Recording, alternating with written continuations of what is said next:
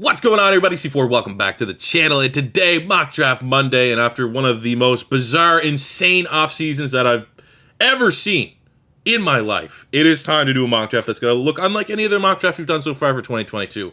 Be it from, there's been a lot of moving first-round selections, there's been a lot of moving superstar talent, which completely shifts the landscape of the draft and where I think some of the top players are going to go. So I fear today, given all the craziness, we do a two-round mock draft. We're going to get a lot of new talent, try to fill a lot of holes, I'm going to try to make a lot of people happy. I'm going to try to make this is if I was mock drafting for these teams, if I was making the pick. So it's not so much going with tendencies, not so much going with how I actually think they're going to select, but it's a combination of what people are saying and what people should be doing for each one of these general managers. So easily starting here at number 1, let's get into it. We're going to Aiden Hutchinson. Feels like he's consensus number 1 at this point.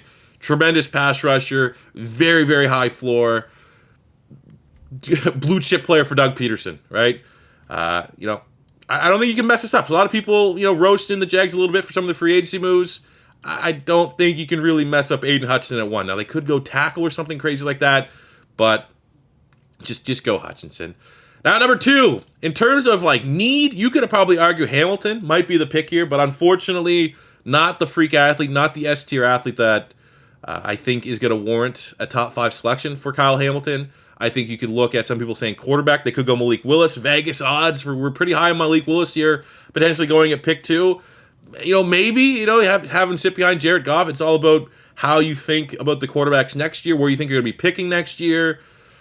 That could happen. I wouldn't be shocked. But for me, I'm going to have them get Travon Walker, the edge rusher from Georgia, the freakiest player of a generational defense. S-tier athlete. I think he's a slightly better fit for the Detroit Lions defense over Kayvon Thibodeau. And, Vegas odds are pretty much getting on board with that. Travon Walker at 2. You might be a little scared from the lack of production, lack of elite production, but when you have an athlete like that, you're going to feel pretty good that he's going to be a better, more productive NFL player than he was a college player. Can't go wrong with a freak like Travon Walker. The Texans are happy with this selection because they're like, all right, fine, we're going to get Kayvon Thibodeau. Compared himself to Jadeveon Clowney, who obviously the Texans fell in love with once upon a time. And I just think, great fit for that Lovie Smith defense. Get themselves a guy. I think at Thibodeau, people are sleeping on him here a little bit. I think he's a double-digit sack guy as a rookie, especially if they put him in the right position to succeed. You had some success last year with John Grenard. Thibodeau's just a different type of animal. Either one of those guys on each side of the field, that's a good pass rush for the Texans to slowly start to rebuild that franchise up. Pick 4 for the Jets. This was the toughest one so far. I felt fairly confident with those first 3. Jets, it's just, where do you go? They don't really have anything that's like, we need that need, especially at pick 4. So I'm just going blue chip player. I went Sauce Gardner. I feel like you can always use a lockdown outside corner at the end of the day. You could go tackle. You could go safety. Was Hamilton, good enough? Is the value there for Hamilton at 4? Wide receiver, but then again, you pick at 10. You might get more value back there. Sauce Gardner's not going to be there at 10. Some of these other guys could be there. So I feel like if that's the case, you just get blue chip player, Sauce Gardner. That's my thinking on that selection. And I don't know. Is there a corner that would be better on paper than Sauce Gardner on the roster right now? I don't think so. I don't think so. I think he's corner 1. And at 4, corner 1 sounds good to me. Pick 5, we have the New York Giants. I have them selecting Ike Ekwonu. I feel like you get a little bit more flexibility here because he's either going to be a very good tackle or a very good guard versus someone like Neal. That's a tackle. So for the Giants, where you need to get a lot of spots better on that offensive line, you get a little bit more versatility. Obviously, picking him at 5, you're going to hope that he's going to be a tackle. Him on one side, Thomas on the other. But the Giants, 5 and 7, they're going to do some damage in this year's draft, which annoys me as a Philadelphia Eagle fan. But Ekwonu at 5, Panthers are very happy because they're like, all right, we're going to run this one up. We're going to get Evan Neal, tackle from Alabama. You have Moten at right tackle. Evan Neal can come in and be your franchise left tackle. It seems like they're going to be committed to giving Sam Darnold another year. So protect him. Give him a chance. Give him a chance to see if he's better than all these quarterbacks they're going to be passing on at 6. If you can do so, Evan Neal, that is a tremendous and maybe even debatably a value pick at pick 6 at this point. Giants at 7, I'm going to have them get Jermaine Johnson. I think edge rusher is also, as much as the offensive line, a big need here for the New York Giants. Jermaine Johnson tested out of the park. He was the best pass rusher in the ACC last year. And I think he's absolutely the kind of guy that they hoped Lorenzo Carter was going to be. Like Lorenzo Carter was their freaky edge rusher. Just never could quite put it together. And I think Jermaine Johnson's just a lot better version than that. And that's going to be a plug-and-play piece there. Day 1 starter for the Giants defense. Pick 8. Here's where we go a little different. I'll tell you right now, too. I have my mock draft here, like, written down a little bit. Man, oh man, did it look like Daniel Jeremiah's mock. I was just kind of seeing, like, did I miss anybody? Am I absolutely, like, completely undervaluing some players in this mock draft? And, like, it was like, I don't know. I think we had, like, 10 or 15 picks the exact same between me and Daniel Jeremiah, which is maybe a good thing. Here's where we go a little bit different. I have the Falcons at pick 8 selecting Malik Willis. Now, there's a chance, slim chance, that bringing in Marcus Mariota, your coach is going to be able to work some Ryan Tannehill magic. Get a quarterback that was a castaway and make him into a legitimate starting quarterback. There's a slim chance. I see it more so as Marcus Mariota is a stopgap quarterback.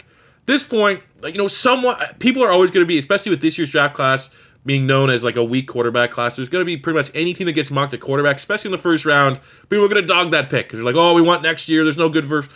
Teams are going to pick them in the first round. So, like, there's going to be, I think, at least 2 quarterbacks picked in the first round this year. Who's going to pick it? Who has that stopgap quarterback? Who's going to need a quarterback the following year? And I could see Malik Willis absolutely working out there in Atlanta. Cannon of an arm, elite athlete.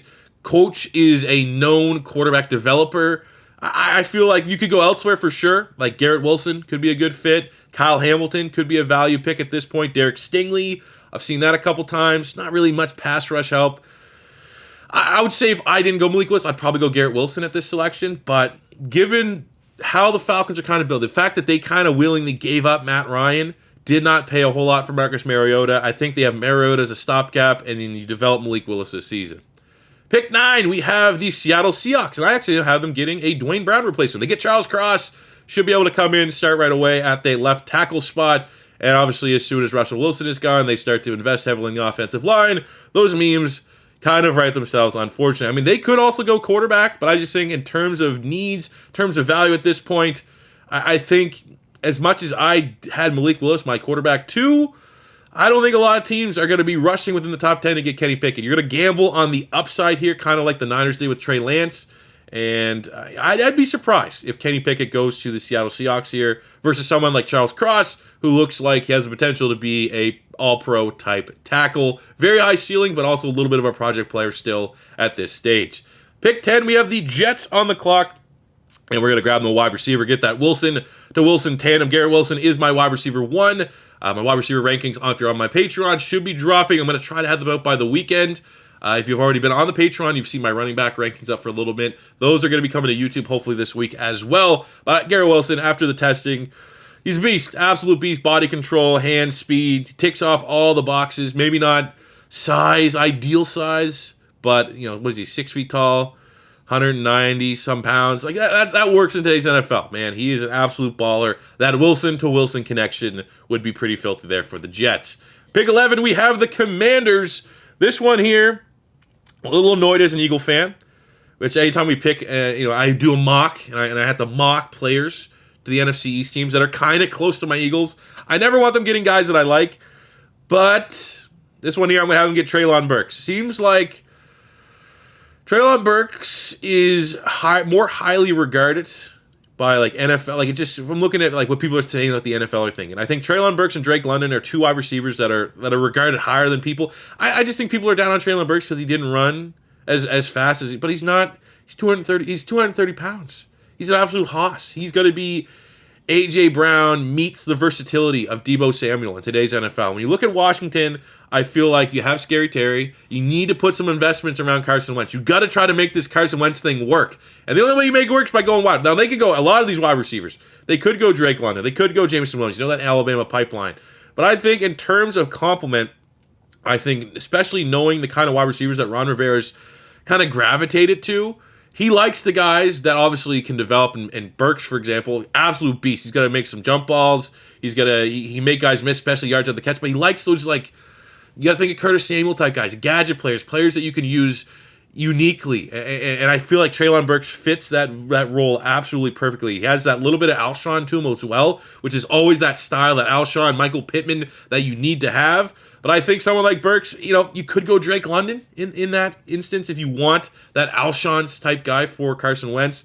But I feel like you can also kind of get that in Treylon Burks, and there's not really big concerns about getting separation. Maybe route running concerns a little bit, but I feel like in terms of Ron Rivera and the style of wide receiver he likes, I think Burks might fit that a little bit more, which is annoying because I would love Treylon Burks as a Philadelphia Eagle. Pick 12, we have the Minnesota Vikings here. They had to go corner.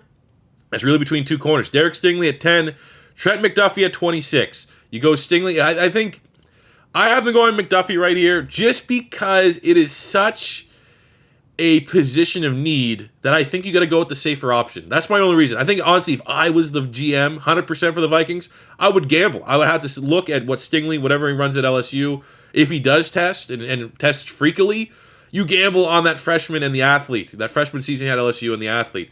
But if you're a team like Minnesota, you have to hit on this. This has to be a guy, day one contributor. And if McDuffie ticks the box as an outside corner, he's a little bit undersized, but hey, J.C. Jackson, the pro comp for him right now from Trent McDuffie is Jair Alexander on a lot of sites. If you think he can be an outside guy, everything else says he's an incredibly safe pick. And I feel like that is the only reason why they're so desperate for a corner. They don't have anybody else. That's my explanation. McDuffie is a safer corner player than Derek Stingley. That's it. That's my only reasoning. You can't go wrong with either one. I wouldn't be shocked at all if they want Derek Stingley. If I was a GM, I'm telling you right now, I'm hoping Derek Stingley falls to 15 or 16. He'd be a dream pick for me in the Eagles. But McDuffie also, it's like 1A, 1B at this point. And the difference is upside with Stingley, safety with McDuffie, and I feel like the safety McDuffie makes it a little bit more practical for the Vikings here at 12 because they have to hit on this selection. 13, we have the Texans on the clock. They are happy that this guy fall. They're getting Kyle Hamilton. They need some safety help. They lost Justin Reed here. I think Kyle Hamilton is still a blue chip player, even though he wasn't an S-tier generational athlete. Still has tremendous range, unique size that doesn't really, you're going to be able to use him in so many different ways, especially Lovie Smith. The fact that the Texans in this rebuild are going to be able to they ended the saga of Deshaun Watson. That's gone. And they're going to get Kayvon Thibodeau, blue chip player. Have a chance here, at least in this mock draft. Kyle Hamilton, blue chip player. That's how you start a rebuild off. That is absolutely how you start a rebuild off. Great value pick at 13. Day one starter. Pick 14, we have the Baltimore Ravens. Ravens could go a lot of, you could see them just say screw it and go Stingley. They think he's BPA. They could go Jordan Davis. Jordan Davis is a popular pick here, but I think bringing back Michael Pierce, that's more of a stopgap than it is. But I feel like you have Michael Pierce this season. You need still pass rush help. Who's going to get after the quarterback? You have Odafe Owe, developmental, freaky hybrid guy. I look at someone like George Kalafdis. I see someone that's more so, that Matt Judon. More so, and I would almost picture this one a lot more as a comp. Zadarius Smith. They need more pass rush help at this point in time. I think needs for Baltimore. You go center. Linderbaum is that value though at 14. You could look at defensive tackle, like I mentioned, Jordan Davis. But I think the biggest need for the Ravens right now is pass rush help. And you're not going to go Mafe because you have your OA. So get the guy that's more powerful, more stout, got to be more of a run defender, help you out in that run. I think that's going to be Karlaftis. 15 for the Philadelphia Eagles. We're going to get Jordan Davis. It could stick. You can almost swap a lot of these picks for the Eagles. I really think from 10 down to 15, if Jordan Davis goes to Baltimore, we'll probably get Karlaftis. If any of these other guys, if Derek Stingley goes to 12, we're probably getting Trent McDuffie. A lot of these selections are going to be interchangeable, I think. For Philadelphia, we kind of saw their hand a little bit with Fletcher Cox. He's here for one more year. So this is your Fletcher Cox replacement. You have Jordan Davis to be able to work in on rundowns. Hopefully, get a little bit more cardio to his game so that when he takes over as the full-time starter in 2023, he's not going to have any of those question marks that he had from Georgia about his limited snap count. That's a good help now. More so long-term pick there for Philadelphia, which is what we're known to do. 16, we're getting Stingley. He's still on the board. I think when you look at the available corners, McDuffie for how it relates as the Eagles, if they think he's outside, that's just the thing. I think there's going to be certain teams that are going to pigeonhole McDuffie as a slot, and if he's a slot, I think he's too similar to what we have in Avonte Maddox. If they think he can play outside, and Gannon's like McDuffie's an outside corner, absolutely he'll be a pick there at 16. I really do think we'll grab top corner, just kind of how free agency has gone as well. So Philly was able to get Derek Stingley here. It's a fall. A lot of people think. Right now, I think Daniel Jeremiah, who's probably as close as insider, what the league's kind of. I think Stingley's his 20th ranked player, which is, that he got that somehow. He came to that conclusion because he's hearing things. And, Derek Stingley is definitely not as safe as a pick as Trent McDuffie, but you have the upside. And for Philadelphia, we have a guy that I think is a tremendous leader, would be a tremendous mentor, and that's Darius Slay. Darius Slay's always, if you look at his Twitter, he's always saying, like, who wants to meet up, who wants to work out in the offseason. You constantly hear him, like, talking with, who was it? Devontae Smith would say, like, Darius Slay after practice. So I think Darius Slay absolutely could be a tremendous mentor for Derek Stingley, and I'd be all for that, because we need an outside corner that can compare and compete and play with Darius Slay on the outside. 17, we have the Chargers. Here, I'm going to have them get a tackle. Trevor Penning, plug and play, day one start at right tackle. This is a team in the Chargers with some of the moves they've made this offseason. They are trying to win now. They're trying to compete at what is going to be an absolute bloodbath in the AFC West. They got to just, at this point at 17, you got to pick your hole. You got to just fill your hole. Phrasing, get your day one starters. Yeah, going back-to-back tackle in drafts. Slater last year, Penning this year. Might not be the greatest optics, but that's how you build a team. That's how you build and protect your franchise quarterback in Justin Herbert. Nothing wrong going Trevor Penning at 17. 18, we have the New Orleans Saints. Let me flip it over here. And trust me, this is going to go faster in the second round. I'm not going to do as much defending in the second round. The second round is going to be more so me just filling, best player available for teams given their needs. But 18 here, we have for the Saints, I'm going to have them get Drake London, a player that I don't quite get it, but people that are way more smarter than me when it comes to scouting and evaluating players and getting inside buzz. Drake London is got to be the guy that, like, I don't see it all, but teams, like, I've seen him go with, like, a top 10 true talent. And if you're the Saints, you got Winston back on a one-year deal. I think here you look at tackle or wide receiver. Tackles are, Penning's gone. I think Penning, you can almost, if he's still there, I'd probably go Penning over Drake London. But if Penning's off the board, which I think he will be, you got to go best wide receiver. There's going to be, you want Williams, there's going to be a lot of guys. But it seems like Drake London is very high up for NFL teams right now. If you believe he's going to be able to get separation, I mean, gigantic basketball type player, complements what they have there. Michael Thomas in the slot, you'd have him on the outside with, I don't really know who else. I think they just re-signed Traquan Smith. They could probably even double dip at wide receiver. We get them getting some wide receiver help there at 18. 19 for Philadelphia. Not a huge fan of the board that's left at this point. We're not going linebacker. It's just not happening. Howie Roseman's not doing it, especially with the signing of Kaiser White. So I think we go wide out here. And as much as I would love to go with a guy that I'm way higher on than most, I think Olave's probably, just get a guy that can get open. That's what you need for this site. Jameson Williams doesn't make sense. Don't have a deep ball. We don't have a quarterback that can excel in the deep ball. And then you get into Pickens. You'll see. I'll tell you right now, he's the one wide receiver that I'm way higher on than most, which is weird because I'm a Florida fan. I hate all things Georgia. I think Pickens is a stud. But I think for Philadelphia, even though Olave kind of similar to what we have in Devontae Smith, that's what you need. You need guys that can just, with their route running, get open quickly so that Jalen Hurts doesn't have to process a whole lot. You can just be like, oh, my guy's going to get open. And between Olave on one side and Devontae Smith on the other, that's the help you need. And if not, if Jalen Hurts is not your guy, having Olave, having Devontae Smith, those are two really good wide receivers to have, and Dallas Goedert for whoever our quarterback is going to be in 2023. But this is also a very prime pick, especially if Philly makes those picks at 15 and 16. They're probably going to look to trade out of 19. But if they stay here because there's no trades in this mock draft, Olave, sure, at pick 19. Pick 20, we have the Pittsburgh Steelers. I think Kenny Pickett also goes in the first round. I feel like the Steelers are going to be interested in either Malik Willis if they can try to trade up. But I would be wary of trading up for Malik Willis. I would just rather see what quarterback's still to be, kind of take the Patriot Mac Jones approach, and they get themselves Kenny Pickett. You can't, I don't know. I'm not really buying into Mitchburg at this point, but I could see, Trubisky be the stopgap quarterback until Kenny Pickett's, comes in, learns the offense. I like Pickett as a prospect. I do think there's no quarterback that I graded out as a legitimate first rounder. I did my quarterback rankings a couple weeks ago. But I feel like the Steelers might be desperate enough to go out and grab a quarterback there. And I think if you told me push comes to shove, especially maybe not 2022, but you say 2023, the Pittsburgh Steelers are always decent enough that they're not going to have a pick to get a C.J. Stroud or Bryce Young next year. So going into 2023, would I rather Kenny Pickett or Mitchburg? Give me Kenny Pickett every day of the week. 21 here, we have the New England Patriots. I have them selecting Jameson Williams out of Alabama, reunite him with... I figure they must have worked out in the offseason, right? I would assume. I think it's probably like a Jalen Hurts, Devontae Smith style deal where it's like, oh, they both went to Alabama kind of at different times. But I would imagine that they probably worked out in the offseason, right? Alabama tie there. But more so, it's not like Mac Jones, Jameson Williams were like a prolific combination.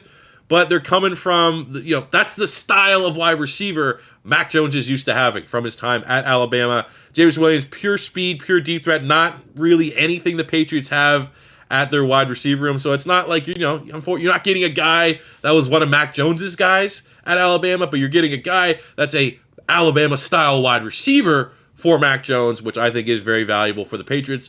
Also, he's just unlike any other wide receiver they have in the roster.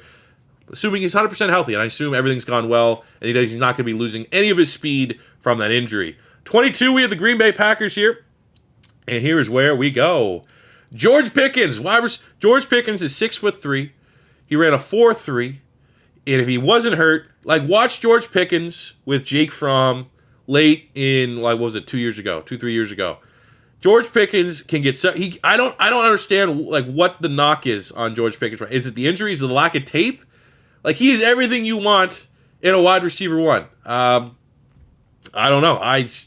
That's all I can say. Green Bay needs a wide receiver, and I think I think he's amazing. I think speed, route running, hands. He could be maybe a little bit, add a little bit more weight, I guess. Maybe his frame's a little slight.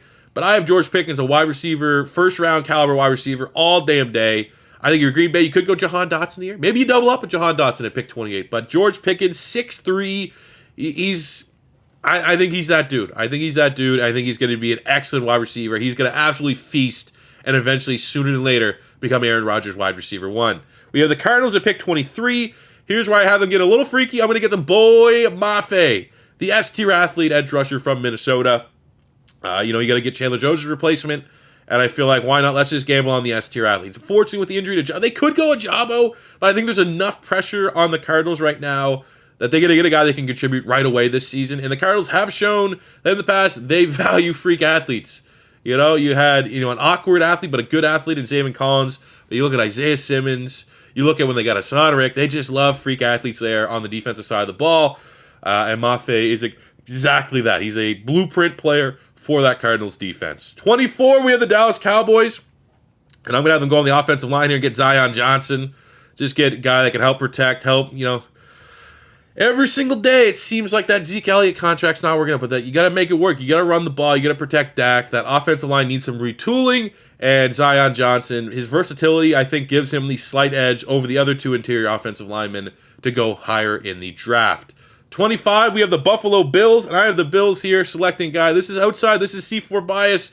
I am getting Kyrie Elam. I think Kyrie Elam is a late first, early second round corner. 6'1", 4.3 speed, and everyone's dogging him for the down year last year. Everyone sucked, regardless if you're a good player or not, on the Georgia defense, on the Gator defense last year. Okay, we had a terrible defensive coordinator, Todd Grantham, could not find a way to maximize players. But you look at Kyrie Elam, he was a freshman SEC all corner with Derek Stingley, and then year 2 was almost as good. Last year fell off a little bit, but I can tell you right now, I promise you, as a Gator fan, as someone that talks about draft content, has been doing draft content on YouTube for almost 10 years now, Kyrie Elam is very good. And when you look at the secondary there for the Buffalo Bills, they're kind of BPA. They absolutely could go someone like Breece Hall here and just go. But I thought they saw a little bit of juice out of Singleton down the stretch there, down that playoff run, that maybe they feel comfortable at least not investing that first-round pick at a running back. Kyrie Elam can come in. I think he can play on the other side right away from Trey White. And very high upside. Very, very high upside there for Kyrie Elam. 26, we have the Tennessee Titans. I'm going to have the Titans select Jahan Dotson, wide receiver out of Penn State. You brought in Robert Woods, fine. You still need more weapons. You got to find more weapons to keep that offense rocking and rolling with Ryan Tannehill. And I feel like this maybe slightly of a luxury pick, but the Titans are in that spot right now where it's like, do they have the talent to go on a deep playoff run? Maybe not, but they're still kind of playoff team. So you need to find another guy that can be their big play threat, right? A.J. Brown is one. You got Robert Woods, more of a veteran presence. Who's going to be that other guy? The young guy, I think, that they can kind of utilize. That's Jahan Dotson. Route running, hands, good athlete. He ticks off a lot of boxes there at 26 to help out that Tennessee Titans offense. 27, we have the Tampa Bay Bucks. And I would have them get Devontae Wyatt, the D lineman from Georgia. Really, the only knock on Wyatt, why I have him fallen here a little bit, is his age. He's going to be a 24-year-old rookie. But he is going to be a great fit there for the Bucks. I think they can use him in a lot of ways on that front three. You can have him, more so you're going to have him as a defensive, maybe the successor to Ndamukong Suh, but he is a tremendous athlete, and I was so impressed with what he did at Combine Weekend. He was the most impressive D lineman on the field drills. I think Jordan Davis from an athletic testing standpoint, because that was just mind-boggling. But in terms of like the actual work on the field, Devontae Wyatt was as good as it got. 28 for the Green Bay Packers, back on the clock after getting George Pickens. I'm going to have them select pass rusher Arnold Ebiketie. I feel like wide receiver dried up. They could double dip at wide receiver, but now you're going to like, all right, do you get a right tackle? Do you go Raymond here? Probably not. So let's just get another pass rusher here. Ebiketie, pure finesse, speed, pass rusher, kind of rotational guy. They brought back Preston Smith. I was surprised with that, to be honest with you. I thought it was going to be Rashawn Gary, and then they could go here. They still just need more pressure on the quarterback, and I feel like someone like Arnold Ebiketie, just rotational, BPA potentially. I'm higher on Ebiketie than most, but I do think he's a first-round pass rusher. I think he's going to be a guy that's going to have incredibly high upside. And I think long-term, you're looking long-term for the Green Bay Packers, Ebiketie and Rashawn Gary. Those are going to be your guys going 2023, 2024. And he's going to be able, as a rotational player, immediately help them here in 2022. 29, we have the Chiefs going back-to-back 29 and 30. First up at 29, I'm going to select Andrew Booth Jr., the corner from Clemson. Now, you might be, they got to run a wide receiver right up there real quickly, replace Tyreek Hill. Look at the board. Read the room. There's just not much there for a first round at wide receiver. So now they just got to kind of go BPA, fill the team around them, and trust that Mahomes is such a good player that you're not going to have to get pure blue chip talent at wide receiver. You're going to be able to get guys that are good, and Mahomes is going to make them great. So if that's your line of thinking, they get some corner help here at Andrew Booth. I feel like, he's probably fringe. Would have loved to see him work out a little bit, but he's a very well-rounded corner, great length, great tackler, does a lot of things well, and I think he's kind of a safe pick at this point there for the Kansas City Chiefs. Now they're back on the clock at 30, and I'm going to have them. I agree. I think Daniel Jeremiah made this pick. It's probably the only pick I was influenced by. Wide receiver dries up, man. Wide receiver dries up here for the Chiefs kind of quickly, unfortunately. And I think they're going to need a couple wideouts. And the free agency market, they just don't have the salary cap. So you're going to have to, I just think if you're Kansas City, you got a guy at 6'4" with 4.3 speed. His dad played for the team before. You have that nepotism. That's what Jalen Reagor, I think, got drafted to Philly because his dad worked with the team. Similar cultures. If you're going to have that Hail Mary pick, you might as well hope they're going to the Chiefs. And Chiefs have been shown time and time again, they'll make those luxury picks. Clyde Edwards-Helaire was a luxury pick. Did that work out? But I feel like if you're going to, maybe the Tyreek thing took them by surprise to a certain extent. Like, it went south quickly. They might make a panic move here. But, where else do you go at this point if you're the Chiefs here? You go, inside linebacker. It dries up. So at this point, you're just what guy has the highest ceiling with our quarterback? And I feel like it's going to be Christian Watson. I feel like the tools, you develop him. You have him there for the speed. You have the Georgia kid there with the speed. Maybe it works. You still got Kelsey. I mean, Kelsey's always been wide receiver one in that offense anyways. So if you're trying to replace speed, upside, what they don't really have in that wide receiver room, I think Watson with his speed and size, that is a gamble. That is a panic pick, but that is a pick that if it works out, my God, how do you stop it? 31, we have the Cincinnati Bengals. I have the Bengals here getting Linderbaum. With this, you then kick Ted Karras, out to the guard spot. Right, you can be left guard, and you can't really go Jackson Carman. Just really completes the offensive line. Best lineman available. Got to protect. All in to protect Joe Burrow, which they did. Karras is a solid guy. La'el Collins at right tackle is a great fit. Linderbaum can really kind of complete that offensive line and get the Bengals ready for another deep playoff run in 2022. We finish with the Detroit Lions, second pick of the first round. And I had them get Devin Lloyd. It's kind of been a popular pick in my mock drafts. They do need linebacker help. Devin Lloyd, not the freaky athlete that you'd like, but you watch the on-field tape. He's not that much different of an athlete than Fred Warner, right? And you got, Darius Leonard, all those different comps. Yeah, the tape is very good. And I feel like, again, another guy, that would be a Dan Campbell guy. I think Devin Lloyd absolutely would fit that mold. So now let's quickly get through the second round here. We're going to kind of burn through it, fill some holes.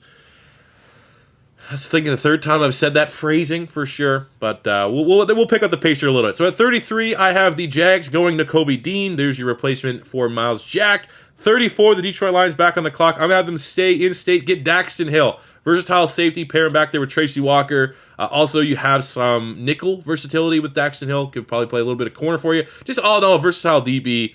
They need to get better in that secondary. Jets at 35. I have them getting David Ajabo. I feel like there's your value pick. Jets are going to have so much draft capital, you can afford to go with the guy that was a first rounder that you're going to have to maybe wait a little bit, slow burn. They kind of saw that to a different extent, not as high of an investment, but with Bryce Hall. Bryce Hall is a great player, but kind of came with the injury right away. So I feel like similar style of prospect, but a much richer investment getting a job in the second round. But you can kind of wait and see there for Salah's defense. 36, the Giants. There's still a lot of quarterbacks here. I originally was like, maybe they'll go Sam Howell. Seems like the Giants are showing some interest in Sam Howell.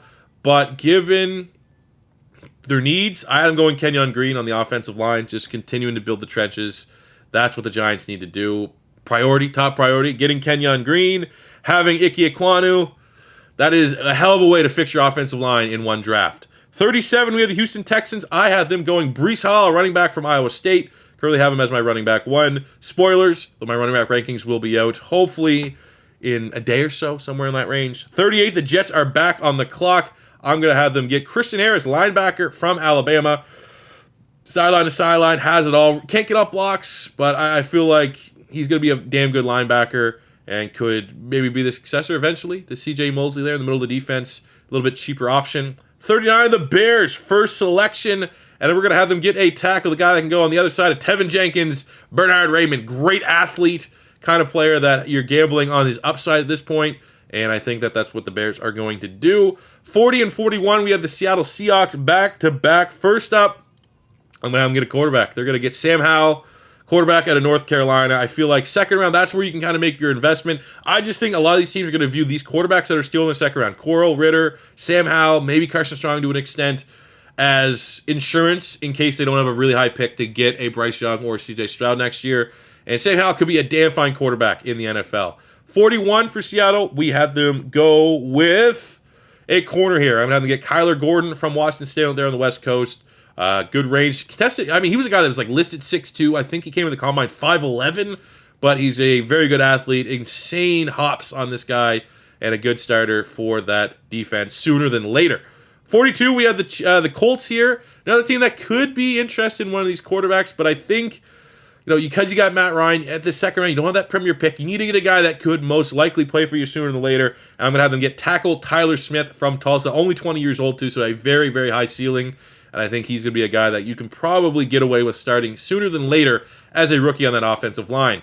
Atlanta here at pick 43. I'm going to have them select at wide receiver Sky Moore out of Western Michigan, a guy that absolutely raised his stock, maybe more so than any wide receiver from the combine.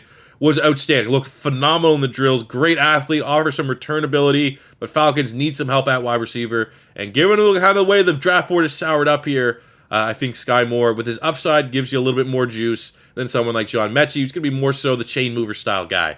44, we have the Cleveland Browns, and I'm going to have them select on the defensive line Travis Jones from UConn. Very much helped his draft stock at the combine. Very good athlete. 330-pound, like run stuffer. Absolute mauler in the middle of that defense for Cleveland. 45, we have the Baltimore Ravens back on the clock. I'm going to have them get their slot corner, Roger McCreary from Auburn. Put him in the slot. He'll be Tavon Young's replacement. You have Marcus Peters on one side. You got Humphrey. Even though Humphrey can come in and out of the slot, I feel like you could probably keep Humphrey out on the outside here and get McCreary to take over in the slot. A lot better football player than what he tested as. 46, we have the Minnesota Vikings on the clock, and I'm going to have them get Lewis Cine, the safety from Georgia. I think you could probably play him at free safety, and then eventually maybe he grows to be the successor for Harrison Smith. But I think he's a really good option there to pair with Harrison Smith early on, and you can kind of go that mentor route of Harrison Smith, helping him out there as a rookie. 47, we have the Commanders back on the clock, and I'm going to have them get their quarterback here, their insurance policy, Desmond Ridder. They kind of went in on Wentz. We got Wentz some weapons, but it's not the worst idea to have someone that's going to be Wentz's successor in case it doesn't work out. Because let's be honest, I'd say it's probably not going to work out for Carson Wentz there in the Commanders. So at least you get your little bit of insurance policy here in Desmond Ridder, who I think stylistically also is the kind of quarterback that Ron Rivera would like. 48, we have the Bears back on the clock here, and I have them selecting Jalen Petrie, safety from Baylor. I feel like you just get a little bit more. You need that guy that can, the tackler.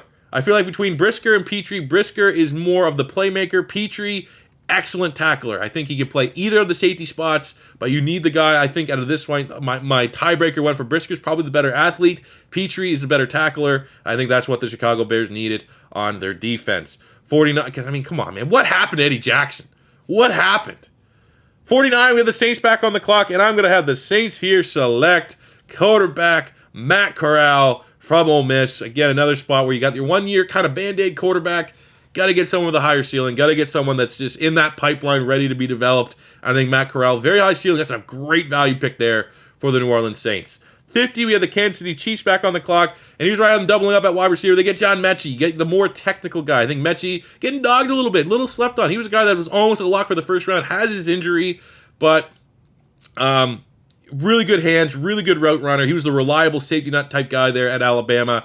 I think Mechie can step up and be, you're not going to get one guy that's going to take over Tyreek Hill right away, but I think between Watson, who has the athleticism and upside, and Mechie, who's a little bit more of the safety option, that is enough coming into that wide receiver room that I think that the Chiefs offense, while it won't be as explosive, can keep them on point with where they expect to be as a juggernaut in this league.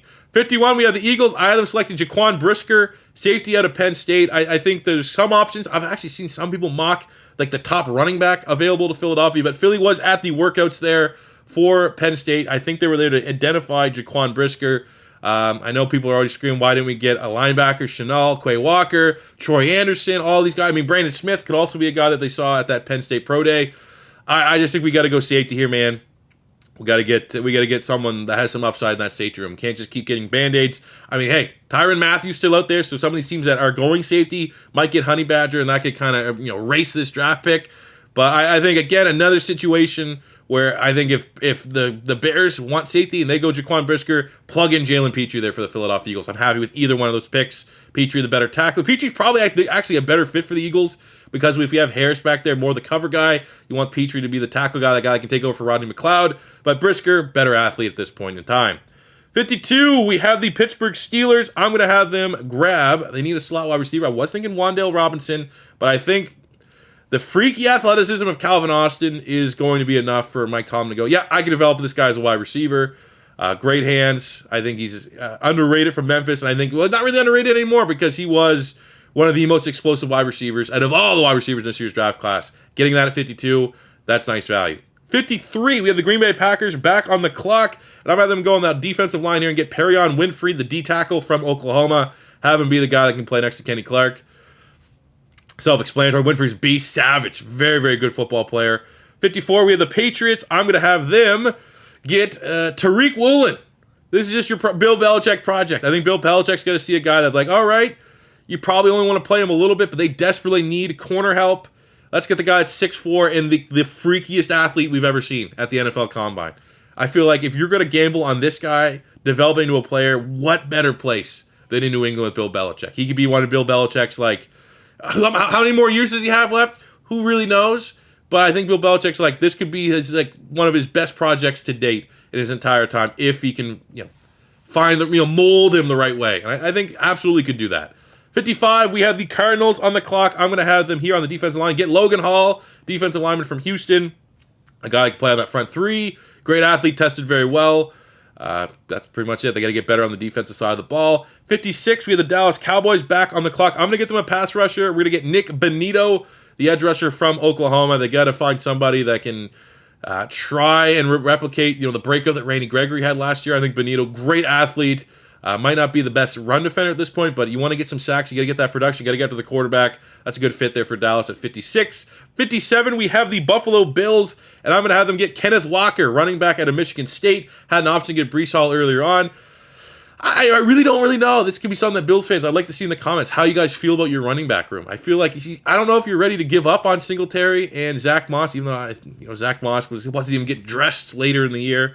So I think all in all, you just got to get guys that can be the needle movers on that offensive side of the ball. And why not? Kenneth Walker, straight beast. 58, we have the Atlanta Falcons back on the clock. And I'm going to have them get a pass rusher here for their 3-4. That's going to be Sam Williams, Ole Miss. Productive, Tremendous athlete. Tremendous athlete. Another player. I think teams are absolutely sleeping on Sam Williams. I think he tested incredibly well at the Combine. Very productive over multiple seasons in the SEC. He's a tremendous pass rusher. I think a good fit there for that 3-4. We have the Packers at 59 back on the clock. I'm going to have them get a right tackle here. And they could go filet, but I think they go with a guy that's more pro-ready, can protect right away. And I'm going Abe Lucas from Washington State. Really, really good pass protector. Good fit there, I think, for who did they lose? Billy Turner, I believe, on the offensive line. Number 60, we have the Bucks back on the clock, and here we're going to have them get a pass rusher, Drake Jackson.